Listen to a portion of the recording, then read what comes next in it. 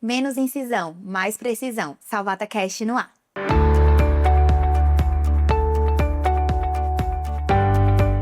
Se você já esteve diante de um caso complexo de múltiplas miomectomias ou miomas grandes e se perguntou como você poderia ter um melhor controle de sangramento durante o ato operatório da sua paciente, esse episódio é para você. Hoje nós vamos inaugurar o nosso novo quadro, Casos e Evidências, e aqui nós vamos abordar um pouco mais e dar detalhes sobre casos cirúrgicos da semana e, obviamente, trazendo artigos de boa qualidade e evidência científica. Hoje nós temos um caso extremamente interessante, como a Bela falou, um caso de miomectomia, múltiplos miomas, numa paciente bem jovem, e que a gente usou o máximo de estratégias para controle de sangramento que a gente conseguia pensar, né? Foi uma cirurgia dessa semana, e tá bem fresquinho aqui o caso para a gente conseguir discutir um pouquinho do que a gente utilizou, e ver que realmente trouxe um pós-operatório para a paciente excelente. Então, vamos começar aqui no caso. É uma paciente de 25 anos, solteira, ainda sem nenhuma parceria fixa atual, e também não tinha nenhum planejamento de ter filhos nos próximos 5 anos ainda. Nuligesta. E a queixa principal dela, como ela já vinha de um outro profissional, era de que ela tinha miomas volumosos, muitos miomas volumosos. E aí ela tinha uma história de esse encaminhamento prévio, né? E usava desogestrel há 1 ano e 6 meses com controle do sangramento. Então aquele principal sintoma que geralmente a gente tem das pacientes de sangramento exterino normal, ela não tinha, né? Então assim, ela realmente não tinha sintomas no geral, não tinha dor, não tinha sintomas urinários nem intestinais e não tinha o sangramento, aparentemente controlado com o desogestrel, né? Com um dos métodos que a gente pode utilizar. E um método até simples, né? Geralmente a gente vê paciente com DIU e outras coisas. E que não tem essa paciente, né? que não tem resolução. E o dela, aparentemente, tudo ok, mas eram muitos miomas. E aí ela apresentava um aumento uterino expressivo e um exame de imagem com útero de mais de 1.000, né? Então, um útero realmente bem muito grande. Famoso. Né? E o que ela queria era uma preservação uterina, porque ela tinha, sim, o desejo de engravidar, mas ainda não tinha nenhum planejamento para os próximos 5 anos. É impressionante como cada pessoa é diferente, né? Porque tem pacientes com útero de 300, poucos miomas e super sintomáticas. Exatamente. E é interessante ver essa paciente com útero de 1.152, assintomática, com ótimo controle com desogestrel. Esse caso é muito interessante porque é uma indicação totalmente diferente do que a gente costuma ver, né? Sim. Que geralmente é o sangramento que mais indica, né? Que é uma paciente ali que já está lutando há muito tempo contra esse sangramento e nada resolve. E o dela resolvido, mas com a possibilidade de ter mais miomas ainda, já que ela é muito jovem, então a gente precisava preservar esse útero para que lá na frente ela tivesse uma gestação um pouco mais segura, né? E outra, uma paciente no meio da menarca, em plena produção hormonal, e assim, que a gente teve que bloquear de alguma forma. No exame físico, o útero era móvel, aumentado de volume e palpável 4 centímetros abaixo da cicatriz umbilical. Isso faz uma diferença, principalmente durante as punções, né? Essa paciente, como a ideia, devido aos múltiplos miomas, era fazer uma cirurgia robótica, as punções, elas mudam um pouquinho mais, porque como o útero ele é muito grande, muito próximo da cicatriz umbilical, eu preciso trazer as punções para perto da cicatriz umbilical, para a altura da cicatriz umbilical, para eu conseguir movimentar os braços do robô com uma maior facilidade. Que a gente vê casos de punções mais baixas, né? Tentando preservar ali uma estética, por ser mais pertinho da região do biquíni, que uma coisa que não ia ser visto, ia ficar só a punção do umbigo, e essas punções mais embaixo escondidas. Só que realmente um útero volumoso desse tem que trazer a incisão mais pra cima, porque senão o robô fica lá. Não tem uma utilidade tão legal, né? Se a gente não alterar o local dessas punções. Aqui nos exames de imagem a gente tem uma característica que a gente consegue colocar no 3D e a gente consegue ver um útero bem deformado pelos inúmeros miomas, certo? A gente consegue ver alguns exames de imagem aqui também. E o que a gente percebe é que ela tinha muitos miomas grandes na parede anterior do útero, que geralmente que é o local que está mais próximo da bexiga e geralmente é o de mais difícil miomectomia, bem como na parede posterior, se for mais lá embaixo, perto do istmo, que ela também tinha. Então ela tinha mioma em todos os locais mais difíceis. Uma volta, né? Em todo o útero. Exatamente. E miomas grandes, né? Não eram tipo miominhas pequenininhas, eram miomas grandes nos locais mais difíceis, né? Por que a gente diz que são os locais mais difíceis? O anterior, porque é próximo à bexiga, né? Sim. Então tem aquele risco de perfuração de bexiga, etc., quando está suturando também. E o posterior, porque tem uma dificuldade maior na sutura. Isso principalmente na vídeo, né? No robô nem tanto, mas ainda assim é uma sutura um pouquinho mais complicada. Perfeito. Aqui é o exame de imagem da paciente. Eu trouxe mais para a gente ter uma ideia de que o exame, ele não é sempre igual ao que a gente vê na cirurgia. Essa paciente, dando um spoiler do videozinho que a gente vai passar, mas é uma paciente que no exame apresentaram 12 miomas e na cirurgia contados foram mais de 35 miomas.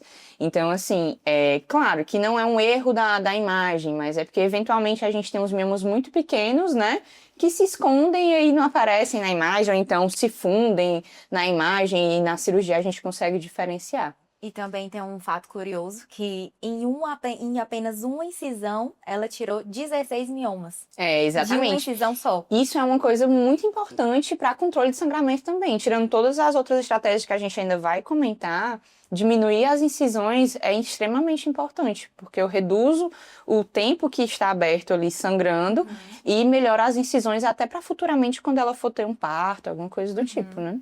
E a proposta cirúrgica dessa paciente era realmente fora do padrão que a gente vê de controle de sangramento, né? Era para preservação do útero e da fertilidade futura dessa paciente, restauração da anatomia uterina, porque ela tinha queixa de aumento do volume abdominal, apesar de não incomodar no dia a dia, mas aumentado, bem aumentado. Prevenção de progressão volumétrica. Como essa paciente está no meio da menarquia, mesmo que ela esteja bloqueada com desogestrel, existe sim a possibilidade de continuar formando miomas, porque ela é bem jovem, né? E também evitar futuras complicações compressivas e hemorrágicas que ela ainda não tinha. E aqui as estratégias, né? Que é o principal foco do podcast de hoje. Então, o que eu trouxe aqui foi uma tabelinha para a gente ter uma ideia do que a gente pode usar dependendo da miomectomia. Então, se eu tenho um mioma único ali, menor do que 5 centímetros, que eu indico essa paciente para a cirurgia por algum motivo, o que a gente geralmente pode usar é a vasopressina ou a epinefrina intraoperatório, certo? Que são medicações, né, que a gente consegue injetar mesmo com um agulhão, né, que a gente fala, o agulhão da cirurgia, e aí a gente consegue reduzir ali o intraop, né? Importante lembrar também que sempre que a gente vai fazer o uso dessas medicações, a informar, né, para quem está anestesiando, por causa dos riscos de complicações que pode acontecer, né, assim, de parâmetros da paciente, apenas por causa do uso da medicação. Né? Então, sempre quando for fazer a aplicação da medicação da vasopressina, avisar para o anestesista, vamos começar aqui a aplicação, para também ficar de olho, obviamente, o objetivo principal é a segurança da paciente, né? Então, a gente tem que avisar para ficar sendo bem monitorizado. E hoje a gente usa preferencialmente a vasopressina e de forma diluída. Então, realmente, mesmo sendo diluída, sempre avisar para o anestesista, que é importantíssimo, porque pode realmente alterar esses sinais vitais da paciente. Quando é um risco moderado, né, que a gente considera ali quando os miomas são múltiplos, maiores do que 5 a 10 centímetros, a gente pode usar no pré-operatório ali bem próximo da cirurgia o misoprostol e no intraoperatório a vasopressina ou a ocitocina também e considerar a oclusão de algumas artérias importantes. Outros meios, outras estratégias que a gente pode utilizar. E aqui, que é o nosso caso da semana, é uma paciente de altíssimo risco porque ela tinha múltiplos miomas e todos eles muito grandes. Então, a gente pode usar, sim, no pré-operatório análogos, né, de GNRH, como a Leuprolida ou o Zoladex, que foi o que ela utilizou nesse caso. A doutora Catiane optou por utilizar o Zoladex 3 meses antes. E no intraoperatório, vasopressina, oclusão de artérias bilateral, né, o torniquete também que considera assim, ou a sutura barbada, né? A gente costuma utilizar bastante nas miomectomias. Até porque você vai ter que fazer o sutura em mais de um plano e diminui muito o tempo de sutura. Realmente você fazer uma sutura com fio barbado. Que você consegue fazer nesses múltiplos planos e numa agilidade muito maior. Você não precisa ficar dando ponto, não precisa ficar dando nó. Precisaram ficar controlando a tração para o sim. tecido se coaptar, porque o barbado você passa e ele já segura bem o tecido. É muito importante essa preparação mesmo E aqui, material. A gente tem duas marcas, né, de barbado, uma menor e uma maior, e aqui, como todos os miomas eram muito grandes, a gente optou por usar só o que é maior, né, porque apesar de ter aquela dificuldade de você ficar puxando toda hora o fio, na cavidade, exatamente, mas pelo menos aquele fio único a gente consegue fazer a sutura quase que toda. Então essas são as estratégias e a gente, como o caso era de altíssimo risco, a gente optou por usar, bem dizer, todas as estratégias. Foi um compilado de estratégias, exatamente. E agora a gente vai mostrar aqui o vídeo, certo? Uma edição bem rapidinha de como é que foi essa cirurgia. Então, inicialmente, a gente consegue ver um útero extremamente grande, assim, difícil até de manipular. Não consegue nem limitar direito, né? Exatamente. Muitos Por causa da miomas ali na quantidade. parte anterior e a gente começa abrindo o retroperitônio para conseguir dissecar e encontrar a artéria uterina dos dois lados. Aqui, inicialmente, do lado esquerdo, e a gente opta por fazer essa oclusão temporária com as bulldogs, que é um pouco mais fácil de retirar e não dá aquela apreensão de puxar. Do lado direito... É o famoso pregador. Que ela exatamente. Eu achei sensacional, porque realmente parece pregadorzinho de roupa. Exatamente. Fazendo o mesmo do lado direito, e aí ela, no começo, ela faz aquela puxadinha da obliterada pra gente conseguir identificar perfeitamente a uterina, e aí põe a bulldog, a gente usa até essa bulldog mais curvadinha, que ela pega em maior quantidade a artéria. Faz também o ligamento temporário dos infundíbulos pélvicos, Então aí já dos foram dois dois lados. mecanismos diferentes. Exatamente. E aqui o terceiro com a vasopressina, né? É interessante quando a gente coloca a ideia é realmente fazer essa hidrossecção, para que a gente tenha certeza de que a gente está alcançando o plano. E aí a primeira incisão uterina, essa foi a maior incisão, no total foram 3, essa foi a maior incisão, e só nessa, como tu tinha dito, a gente já tirou os 16 miomas. E aí começa a maratona de retirar todos os miomas. Certo? Muitos miomas. Claramente não vou colocar todos aqui, mas a gente vê que já o primeiro já era imenso. E aí tinha alguns outros menores, que é por isso que a imagem não consegue pegar. Os grandes realmente vão... Aqui a gente consegue avaliar como no tátil, como a gente perde o tátil na robótica, a gente vai passando assim o braço do robô para identificar outros miomas. Visualmente olhando, né? Que tem aquele relevo ali, visual, o tato né? visual. E aqui o uso do Veloc, né? Que é um dos farpados que a gente costuma utilizar. Esse é o maior, como a gente tinha comentado anteriormente. E aí, perceba que a gente fazendo em camadas. Ela vai e volta até fechar completamente o miométrio, E né? dá pra ver também que em nenhum momento teve um nó, né? Ele tem na exatamente. pontinha dele realmente essa parte mais arredondada que ela entrou e ali foi o ponto de fixação. Exatamente. E as farcos fazem com que seja só unidirecional, né? Você passa e ele já fixa, já tem uma apreensão no tecido. A gente viu aí a segunda incisão, nessa incisão tirou uma grande quantidade também de miomas, e aí finalizando ela. E por fim, a gente continua entra com o morcelador e tira todos os mais de 35 miomas que tiveram. Morcelador aí que ajuda bastante a não ter que aumentar tanto a incisão da paciente. Por fim, retirar as bulldogs é muito mais fácil a retirada das bulldogs do que dos clampos, porque repuxa um pouquinho o vaso ali, dá aquela apreensão de romper o vaso. Também retiramos os Velocs, né? Vocês percebem que ainda ficou aqui no finalzinho, mas a gente retira os Velocs por inteiro, as agulhas. E aí a inspeção final de um útero extremamente grande e agora com de uma terceira incisão menorzinha, mais 3 incisões com a retirada de mais de 35 miomas, com excelente êxito. Perfeito. E aí a gente reforça a importância da cirurgia robótica, né? Para uma cirurgia tão complexa, porque facilitou, né? Facilitou, diminuiu o tempo cirúrgico dessa paciente, então diminui comorbidade relativamente, pensando assim, apenas no tempo cirúrgico, e facilita para a própria cirurgiã, como teve essa incisão posterior, conseguiu fazer a sutura, né, de forma mais fácil do que se fosse uma cirurgia laparoscópica. Então, a cirurgia robótica realmente foi muito bem indicada nesse caso. Até porque na ponta do braço robótico ele consegue fazer essa articulação 360, né? Então você tem muito mais liberdade. Que tem limitação no caso Diferente da VIT, você vai ter que escolher exatamente ali o ângulo de sutura para conseguir atingir o ângulo e o ponto perfeito. Inclusive, a gente teve a situação que foi com a doutora Sara, que foi por vídeo, foi uma cirurgia laparoscópica, que foi assim, deu tudo certo, graças a Deus, mas a gente foi bem mais difícil realmente de executar, pelo fato mesmo de não ter essa mobilização tão boa quanto a Era do por robô. vídeo, né? Foi vídeo. Principalmente miomectomia, É difícil. a diferença é mais vídeo, gritante Sim. ainda, vídeo e robótica, né? Impressionante. Então a gente conseguiu ver numa única cirurgia várias estratégias, né? Então pontuando elas. Pré-operatório, uso de Zoladex. No intraoperatório, inicialmente a gente fez a oclusão de dois sistemas vasculares mais importantes, né? que foram as uterinas e os infundíbulos pélvicos. O terceiro, o uso da vasopressina. Passou um pouquinho rápido, né, para o vídeo ficar um pouco mais dinâmico, mas aquela parte de ficar branquinho e a gente vê a hidrossecção acontecendo é importantíssimo, né? Abre o caminho, né? Porque abre o caminho, exatamente, que aí ele vai exatamente no plano que a gente precisa para retirar o mioma, reduzindo o sangramento.